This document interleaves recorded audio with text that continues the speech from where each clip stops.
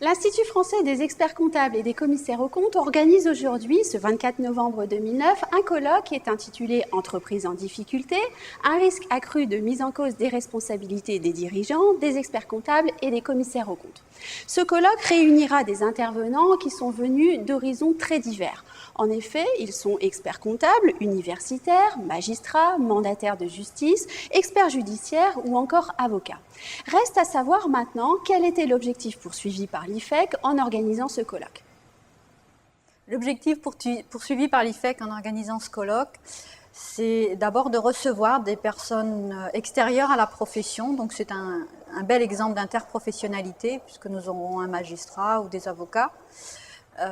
Et c'est surtout pour la question qui nous intéresse ce soir, l'occasion de donner un regard extérieur à la profession sur les risques de mise en cause dans l'entreprise en difficulté. Et les intervenants à ce colloque l'ont rappelé, ces risques sont nombreux malgré la naissance d'un nouveau droit des entreprises en difficulté qui a pu permettre une distinction heureuse entre le dirigeant malheureux, le dirigeant maladroit et le dirigeant malhonnête. Et puis plus généralement, si on regarde l'évolution historique des choses, depuis 50 ans, on est passé, et comme beaucoup d'autres, vous savez, vers un droit, à partir d'un droit du créancier, vers un droit de l'entreprise, et donc, je me répète, de protection du dirigeant. Est-ce pour autant une bonne nouvelle sur le terrain de la responsabilité du professionnel du chiffre?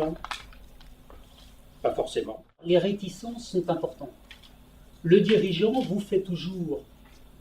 vous oppose toujours que la situation va s'améliorer, qu'il va signer un important contrat, que les prévisions de trésorerie montrent qu'une alerte serait prématurée, ne ferait qu'aggraver les choses en rendant publiques les difficultés de l'entreprise. Et je comprends que vous puissiez être tenté de ne pas contrarier ce client ou d'entendre avec une oreille bienveillante ces objections qui, pour une part, peuvent être fondées. Je crois pourtant, pour votre propre sécurité juridique, qu'il faut surmonter ces réticences et analyser froidement la situation.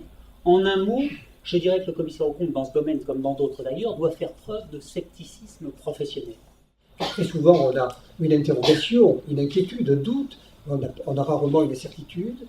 Ainsi, les professionnels, pris entre pressions diverses, absence de certitude et interrogation, doivent exercer leur jugement, mettre donc en pratique le scepticisme professionnel, exiger des éléments probants.